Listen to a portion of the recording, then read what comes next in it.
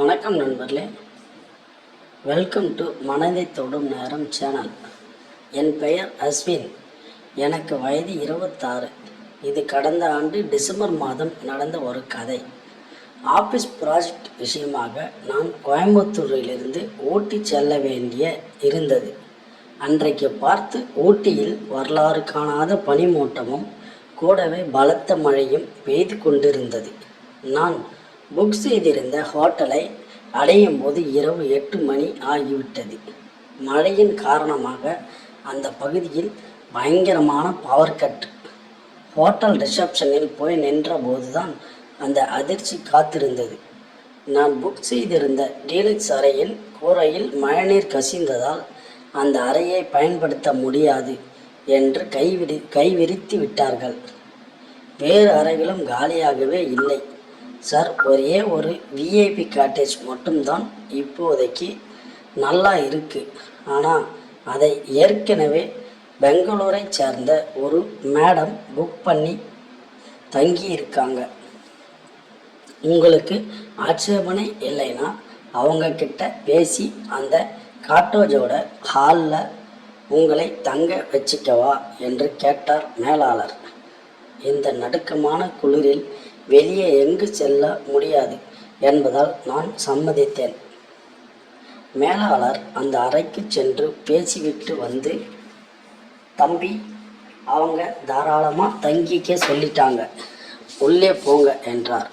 நான் என் பேக்குடன் அந்த காட்டேஜுக்குள் நுழைந்தேன்.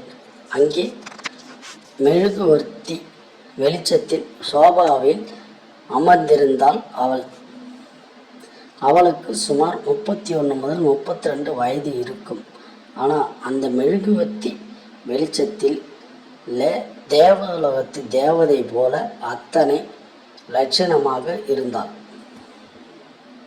அவள்தான் ஸ்ருதி. பெங்களூரில் ஒரு சொந்தமாக ஃபேஷன் டிசைனிங் புட்டிக் நடத்தி வருவதாக அறிமுகப்படுத்தி கொண்டாள். அவளது கம்பீரமான பேச்சும் அந்த மென்மையான குரலும் என்னை முதல் பார்வையிலேயே கவர்ந்து விட்டது. ரொம்ப தேங்க்ஸ் ஸ்ருதி, இந்த மழையில் எனக்கு இடம் கொடுத்ததுக்கு என்றேன். இட்ஸ் ஓகே அஸ்வின், இந்த மாதிரி நேரத்தில் ஒருத்தருக்கு ஒருத்தர் உதவி செய்யலைன்னா எப்படி என்று புன்னகைத்தாள். சிறிது நேரம் பிசினஸ் பற்றியும் என்னுடைய மென்பொருள் வேலை பற்றியும் பேசிக்கொண்டிருந்தோம். நேரம் செல்ல செல்ல இரவு 11 மணியை தாண்டியது. குளிரோ தாங்க முடியாத அளவுக்கு எலும்புகளையும் உழுக்கத் தொடங்கியது. காட்டேஜின் ஜன்னல் வழியாக வீசிய பனிக்காற்று என் உடம்பை நடுங்க வைத்தது. நான் சோபாவில் அமர்ந்து கைகளை கட்டி கொண்டு நடுங்கத் தொடங்கினேன். என் பற்கள் கிட்டும் சத்தம் கேட்டு பெட்ரூமிலிருந்து வெளியே வந்த அவள் ஸ்ருதி. அவளிடம் ஒரு பெரிய கம்பளி போர்வை இருந்தது. என்ன அஸ்வின், ரொம்ப குளிருதா? நீங்கள் போர்வையை எதுவும் எடுத்துக்கிட்டு வரலையா என்று அக்கறையோடு கேட்டாள். இல்லை ஸ்ருதி, ஊட்டியிலே இவ்வளோ குளிர் இருக்கும்னு நான் எதிர்பார்க்கல. தப்பு பண்ணிட்டேன் என்றான் நடுக்கமான குரலில்.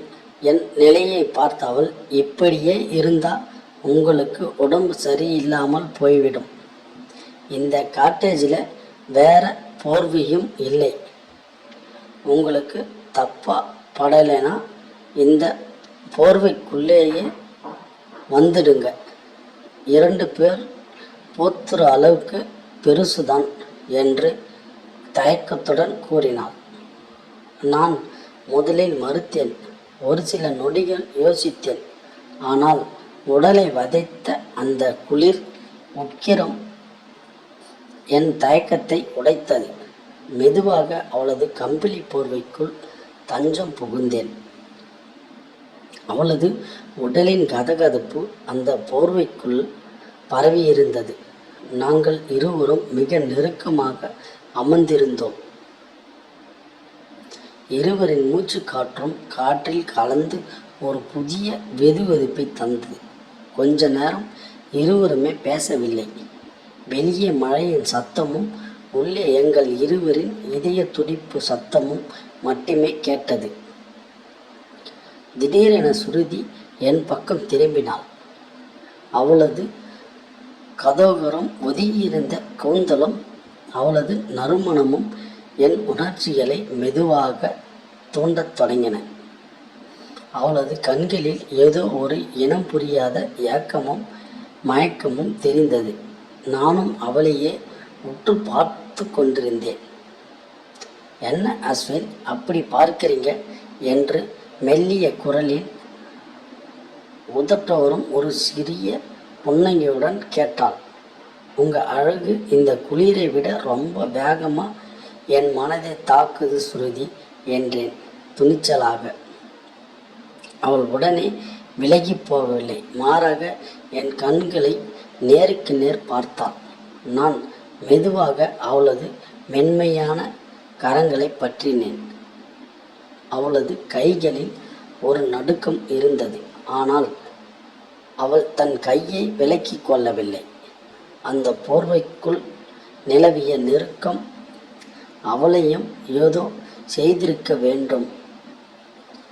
யாராவது பார்த்திட போறாங்க அஸ்வின் என்று உதட்டளவில் சொன்னாலே தவிர அவளது குரலில் ஒரு தேடலும் சம்மதமும் இருந்தது. இங்கே நாம் 2 பேரை தவிர யாருமே இல்லை ஸ்ருதி என்று கூறி அவளது விரல்களை கோர்த்து கொண்டேன். அதற்கு மேல் அவளாலும் தன்னை கட்டுப்படுத்தி கொள்ள முடியவில்லை. போர்வைக்குள் இடம் கொடுத்த அவள் பின்பு தன் முழு விருப்பத்தோடு என் தோளில் சாய்ந்தாள். இருவரின் விருப்பத்தோடு அன்று இரவு முழுவதும் அந்த பனிமலை காட்டேஜில் எங்களுக்குள் ஒரு காவியமாக மாறியது. விடியும் வரை நாங்கள் உலகத்தையே மறந்து அந்த இன்பத்தில் திளைத்தோம். மறுநாள் காலை 7 மணிக்கு பவர் வந்தது. பனிமூட்டமும் சற்று குறைந்திருந்தது. சுருதியின் முகத்தில் ஒரு புதிய பொலிவும் அதே சமயம் ஏதோ ஒரு நிம்மதியும் தெரிந்தது. ஆனால் அவள் கிளம்ப தயாரானாள். அஸ்வின், நேற்று நைட் நடந்ததை என்னால் மறக்க முடியாது. ஆனால் நான் பெங்களூருக்கு கிளம்பியாகணும் என்று கூறிவிட்டு என் ஃபோன் நம்பரை வாங்கி கொண்டு விடை பெற்றாள். அவள் சென்ற பிறகு அந்த ஊட்டி பயணம் எனக்குள் ஒரு பெரிய கேள்விக்குறியை விட்டு விட்டு சென்றது. அவளது நினைவுகள் என் மனதை விட்டு நீங்கவே இல்லை. 2 மாதங்கள் கடந்து விட்டன. ஒரு நாள் அவளிடம் இருந்து ஃபோன் வந்தது. அஸ்வின், என்னால் உங்களை மறக்க முடியல. நீங்கள் ஒரு தடவை பெங்களூருக்கு வர முடியுமா? நான் உங்ககிட்ட ஒரு முக்கியமான உண்மை சொல்லணும் என்றாள் தேம்பலோடு. நான் அடுத்த நாளே பெங்களூருக்கு சென்றேன். அவளது புக்கெட்டில் அவளை சந்தித்தேன். அப்போதுதான் அவள் தன் கடந்த காலத்தை உடைத்தாள். அஸ்வின், எனக்கு 4 வருஷத்துக்கு முன்னாடி கல்யாணம் ஆச்சு. ஆனால் என் கணவர் என்னை ஒரு இயந்திரம் போலதான் நடத்தினாரே தவிர ஒரு பெண்ணா என்னை என் உணர்வுகளுக்கு மதிப்பளிக்கல. தினமும் குடித்து விட்டு வந்து என்னை சித்திரவதை செய்வார். தாங்க முடியாமல் போனதால் 1 வருஷத்துக்கு முன்னாடி முறைப்படி நாங்கள் விவாகரத்து வாங்கிக்கிட்டு தனியாக வாழ்ந்துட்டு இருக்கேன். இந்த சமூகம் என்னை ஒரு விவாகரத்தான பெண்ணாக தப்பான கண்ணோட்டத்தில் தான் பார்க்குது. அந்த தனிமையையும் ஏமாற்றத்தையும் மறக்கத்தான் நான் அன்னைக்கு ஊட்டிக்கு வந்தேன். அன்னைக்கு உங்ககிட்ட நான் கண்ட அந்த அன்பும் அரவணைப்பும் நான் என் வாழ்க்கையில் நான் இழந்த நிம்மதியை தந்தது. ஆனால் நம்ம வயசு வித்தியாசம் என்னை கடந்த காலம் இதையெல்லாம் நினைச்சுத்தான் நான் அன்னைக்கு காலையிலே ஓடி வந்தேன் என்று கூறி அழுதாள். அவள் சொன்னதை கேட்டு என் இதயம் கனத்தது. அவளது கைகளை பற்றி நான் சொன்னேன், ஸ்ருதி, அன்னைக்கு ஊட்டியில் நாம் விருப்பத்தோடு ஒன்றா சேர்ந்தது வெறும் உடல் சார்ந்த விஷயம் மட்டும் இல்லை. என் மனசும் உங்கள் கிட்ட தான் இருக்கு. உங்கள் கடந்த காலம் எனக்கு முக்கியம் இல்லை. உங்கள் எதிர்காலமாக நான் இருக்க ஆசைப்படுகிறேன். என் பேச்சை கேட்டு அவள் அதிர்ந்து போனாள். அஸ்வின், உங்களுக்கு 26 வயது தான் ஆகுது. உங்கள் குடும்பம் இதை ஏற்றுக்குமா என்று கேட்டாள். என் குடும்பத்தை நான் சம்மதிக்க வைக்கிறேன் ஸ்ருதி. நாம் ஒளிஞ்சி மறைஞ்சி வாழ வேண்டாம் என்று உறுதியாக சொன்னேன். அதன்படியே என் பெற்றோரிடமும் பேசி ஸ்ருதியின் நேர்மையையும் அவளது புத்திசாலித்தனத்தையும் புரிய வைத்தேன்.